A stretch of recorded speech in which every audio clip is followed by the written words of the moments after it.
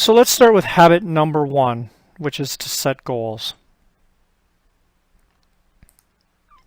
So what we're going to do is, after you're done with this slide, I want you to stop it, and I want you to write down your goals for the 20 days. Keep the goals SMART. Now what I mean by that is specific, measurable, attainable, results focused, and time bound. SMART goals are nothing new, but a lot of people don't practice them. And one thing that people forget about is that writing them down in a notepad or a notebook is a great way to hold you more accountable to doing them. It's better than, say, typing on a computer. Something magical happens when you actually write them down on paper. So go ahead and make sure you have a notebook available, and go ahead and write down your goals after you're done with this slide. Here's an example of how you would write a goal. I'm losing 10 pounds by the end of 20 days. I wrote the same goal in 3 different ways, so you can decide which will work best for you. I have achieved my 10-pound weight reduction in 20 days. I am motivated to follow through with a 20-day challenge. As you can see, they're all a little bit different, but they're all written in a way that it's like I am or I have achieved, in a way that you're going to really be set up for success, versus writing something like I might or I may or I'll try. Things like that aren't as powerful as I am or I have achieved.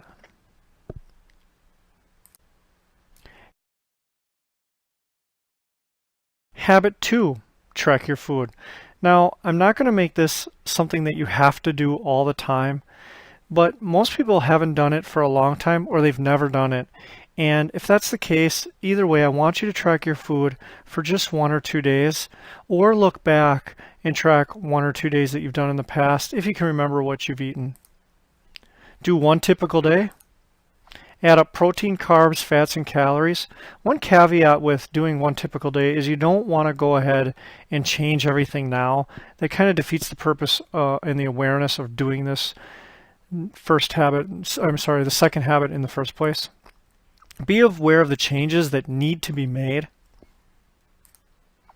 There's lots of debate on this, but you want to be at a caloric deficit and focused on quality foods.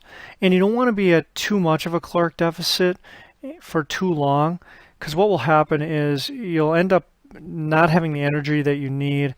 You'll not really like it. It'll become more of a fad diet than it will be a lifestyle change.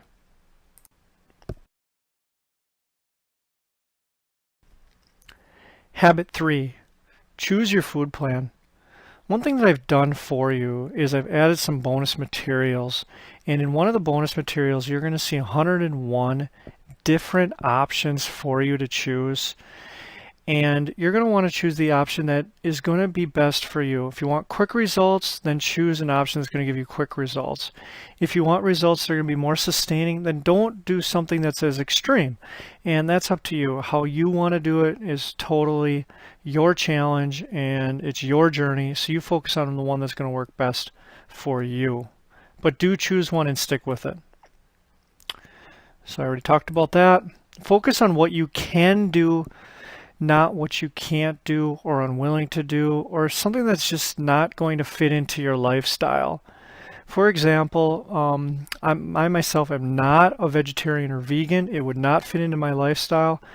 I think I tried like going all vegetarian or vegan one day where I had all veggies, and I just was so hungry and it didn't work for me. That doesn't mean that it can't work for other people. I know some people that it works for.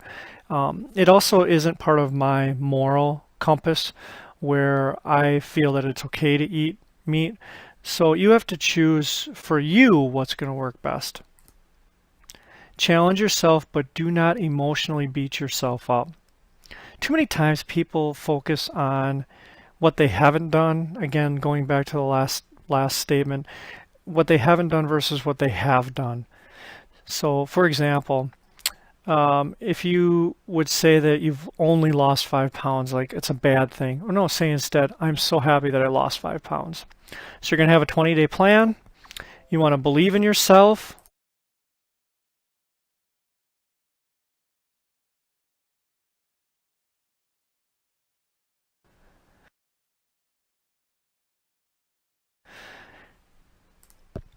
Habit 4, the salad habit. A salad a day keeps the doctor away, not a day. Okay, so I made that one up. Now the truth of the matter is that having veggies is such a great thing for your results that I wanted to make sure that we were doing this right away as habit number 4. You're going to add in a salad every day for 20 days. Well, not quite 20 days because you're already on the 4th habit, but you get the point. The more veggies, the better. Use a dressing low in sugar. What I like to do is I like to add coconut oil or olive oil or a raspberry vinaigrette, something that's healthful and not too high in sugar or calories. Add a protein source for every salad. That'll help you feel full and it'll sustain it more often. Feel you sustained for longer. You can add eggs, chicken, tuna, turkey, and so on. So that's habit number 4. Habit number 5, the hydration habit. Get half your body weight in ounces of water. Now, what that means for you is it depends upon your body weight. So for example, if I were to weigh 200 pounds, I would have 100 ounces per day throughout the day. Start your day with water. Many people, without knowing it, are mildly to moderately dehydrated. One thing that really sticks out to me is how long people can go without food, but how little they can go without water. At one point I watched the documentary I Can't Believe I'm Alive or something like that, and it always would focus around, almost always would focus around being dehydrated, and that's super important to life. So we want to focus on staying hydrated. And I repeat, focus on drinking water throughout the day. Don't try and drink all the water at once. That can actually be very detrimental for your health. People have unfortunately died from drinking too much water all at once. So you want to drink your water throughout the day. Make sure that your electrolyte balance is intact and make sure that you're doing the things that you need to do with hydration that's not extreme, but it fits into your lifestyle. Then the 6th habit, the sleeping habit. Sleep is underrated for performance and weight loss. It's also underrated for health and so many other things. When it comes to health, I believe, and sleeping, I believe that people need between 7 to 9 hours. Some people say that 6 can be okay. I think another thing that is important is that you go to bed at the same time and wake up at the same time and try and focus on your sleeping patterns. So focus on getting quality sleep. Supplements can be used with doctor's permission. Obviously, anything that you do, you should run by your doctor before you start. I mentioned that in the beginning when I have the downloadable PDF. You always want to make sure that you're doing what your doctor wants. Stress reduction and having a routine is key.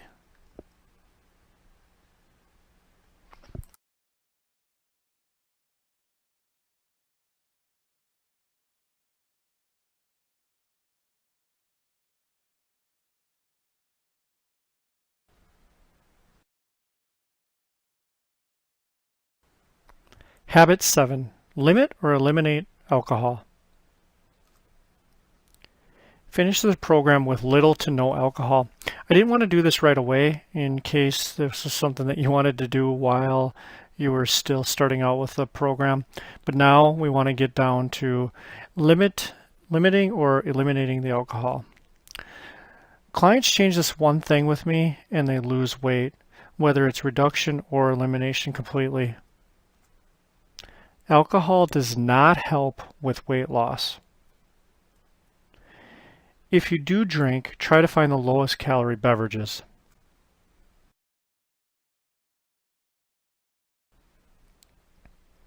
Habit number 8, limit sugar and processed foods.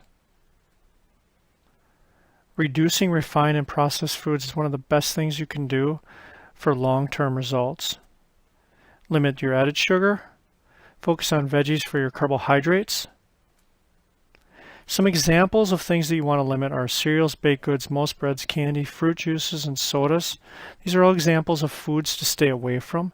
Now that doesn't mean that you can't ever have them or that they're not even on some of the plans that I have in the bonus section, but you want to focus on quality nutrition and not just sugar and carbohydrates. You also want to get enough fats and enough protein, and many times just limiting these things can really make a person have great results.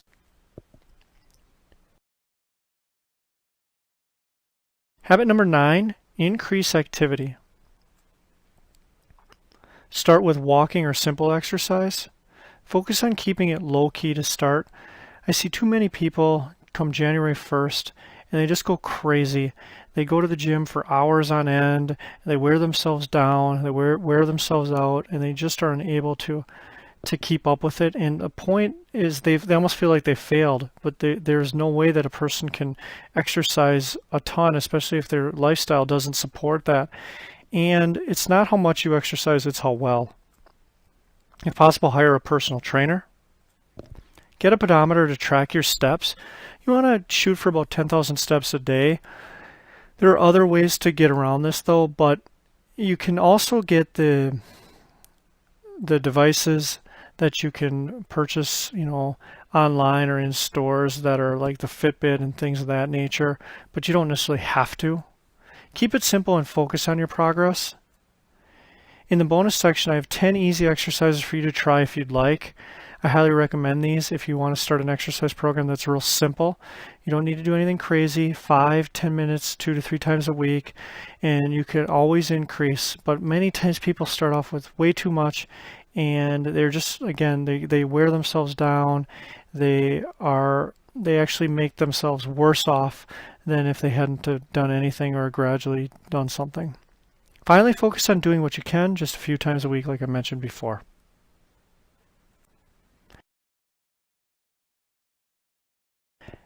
And the final habit, habit 10, evaluate your progress. Now this should be done anytime that you're wanting to see where you're at after doing something. Reevaluating your goals, reevaluating your progress. Only you can decide how well you did. Reward yourself for finishing the challenge, non-food related. Now, of course, if you didn't do any of the habits, or if you didn't actually, if you just went through the program and didn't actually follow through with the action steps, don't reward yourself. Make sure that you reward yourself for what you have done and the things that you have done and the goals you have accomplished. If you could do better, repeat the 20 days, or if you just want to do it again to spur on your results and maybe make it a little bit more strict. Focus on the positives. Instead of saying I only lost 5 pounds, say I'm excited that I have lost 5 pounds. This will spur me on in the next 20 days. Be excited about your results. Try to focus on what you have done, the positives, not what you weren't able to do or what you didn't accomplish maybe, but focus on your progress.